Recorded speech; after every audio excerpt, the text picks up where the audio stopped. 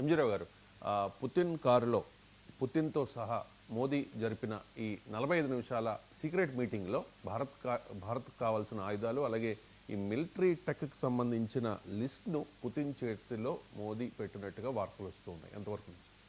Yes అండి, ఈ పుతిన్ను అదేవిధంగా మోడీ ఈ సీక్రెట్ 45 నిమిషాల సమయంలో నీ దేశానికి ఏం కావాలి, నువ్వు నాకేమిస్తావు, నీ దేశాన్ని నేనేం చేయాలని ఒకరికొకరు మాట్లాడడం జరిగింది.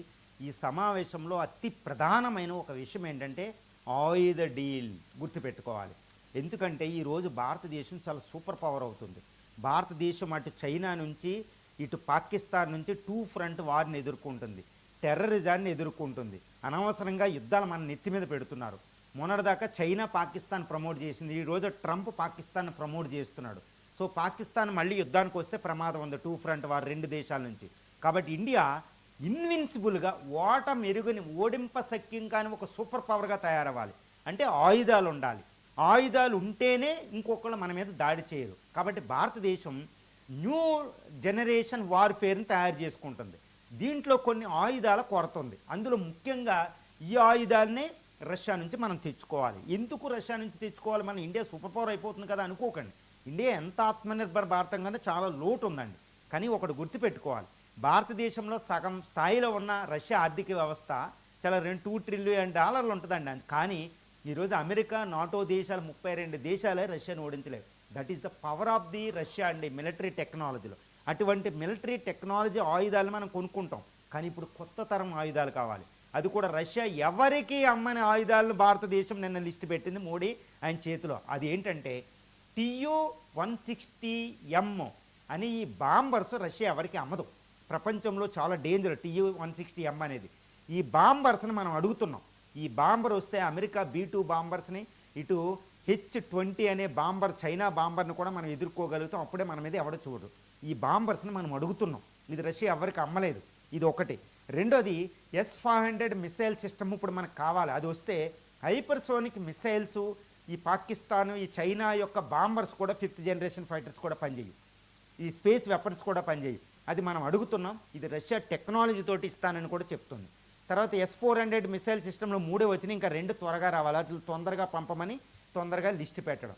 తర్వాత Su-57E అనే 5th జనరేషన్ ఫైటర్స్ 40 ఇవ్వాలి. 40 ఒకటే కాదండి, లిస్టులో ఇంకోటి ఉంటుంది. అదేంటంటే ఆ టెక్నాలజీ ఇవ్వాలి. ఎందుకంటే మన ఆమ్కాక టెక్నాలజీ యూజ్ చేయాలి కాబట్టి. రెండోది ఏంటంటే అందులో ఒకటి ఉంటుంది అనమాట, R-37 అనే long air to air missile ఒకటి ఉంటుందండి. ఇది 400 కిలోమీటర్ల వరకు ఎయిర్ టు ఎయిర్ కొడుతుందన్నమాట. ఇది ఇప్పుడున్న మెటిఆర్ స్కాల్ప్స్లు మన అస్త్ర మిసైలు 200 కిలోమీటర్ రేంజ్ వరకే ఉంటాయి 100. కానీ ఎయిర్ టు ఎయిర్ R-37 వస్తే అసలు శత్రువుకి ఇంకా ఏం చేయాలో కూడా తెలియదు అనమాట. 5th జనరేషన్ ఫైటర్స్ని కూడా కొడుతుంది. అది క్రూయిజ్ మిసైల్ అని. అది మనం అడుగుతున్నాం. అది Su-30MKలో కూడా మనం పెట్టబోతాం అనమాట. ఆ మిసైల్ మనం అడిగాం, ఎయిర్ టు ఎయిర్ మిసైల్ అనేది. తర్వాత ఇంకొక ప్రధానమైన విషయం ఏంటంటే మనం ఇంకొక టెక్నాలజీ ఏంటంటే మనం న్యూక్లియర్ సబ్మెరైన్ తయారు చేస్తున్నాం. దానికి ఒక టెక్నాలజీ మనకు ఉంటే రష్యా సహకారం చేస్తే ఆ న్యూక్లియర్ సబ్మెరైన్స్ని 2 దశాబ్దాలు 3 దశాబ్దాలు రావాల్సినవి కేవలం 5 సంవత్సరాలు తయారు చేసుకుంటాం. తర్వాత ఆమ్కాక్ కావాల్సిన కొన్ని క్రిటికల్ టెక్నాలజీలు ఉంటాయండి. ఆ క్రిటికల్ టెక్నాలజీ రష్యా సహకారం ఇవ్వడం వల్ల మనం పైకి వెళ్తాం అనమాట, తొందరగా వస్తాం వాటిని.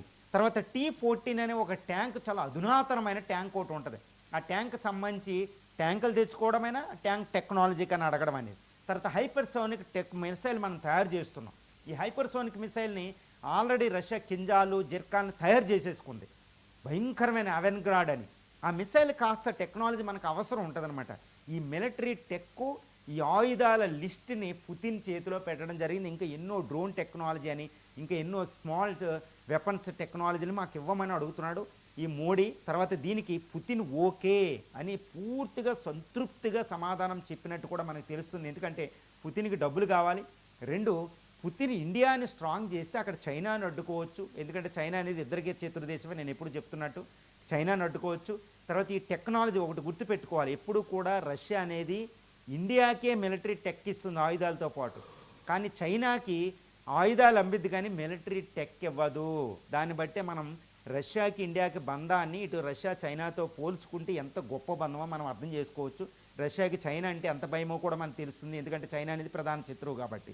సో ఈ విషయంగా ఇండియన్ ప్రైమ్ మినిస్టర్ మోడీ పెట్టిన ఈ ఆయుధాల లిస్టుకి రష్యా అంతా అబ్జల్యూట్లీ ఓకే అని తెలుస్తుంది. ఎందుకంటే ఈ వెపన్స్ అనేది మనకి చాలా చాలా ఇంపార్టెంట్ ఇండియన్ ఓషన్లో, తర్వాత ఇండియన్ బోర్డర్ దగ్గర చైనాని ఎదుర్కోవడానికి, పాకిస్తాన్ ఎదుర్కోవడానికి, అదేవిధంగా ఇంకా శత్రువులను ఎదుర్కొంటే మనం ఓడింపశక్యంగా ఇన్విన్సిబుల్గా తయారవుతే యుద్ధం అనేది రాకుండా ఉంటుంది. యుద్ధం వస్తే గెలవడం కాదండి, యుద్ధం రాకుండా శత్రువును ఆయుధాలతో భయపెట్టేదే నిజమైన వార్ఫేర్. ఆ ఆయుధ వార్ఫేర్కి ఈరోజు రష్యా ఆయుధాలు, రష్యా మిలిటరీ టెక్ మనకు కావాలి. ఇదే మోడీ అడిగేది. దీనికి పుతిన్ మిత్రమా, ఐఎమ్ రెడీ అన్నట్టే మొత్తం జరగడం అనేది ఇక్కడ మనం చూడొచ్చు. ఎంజీరావు గారు,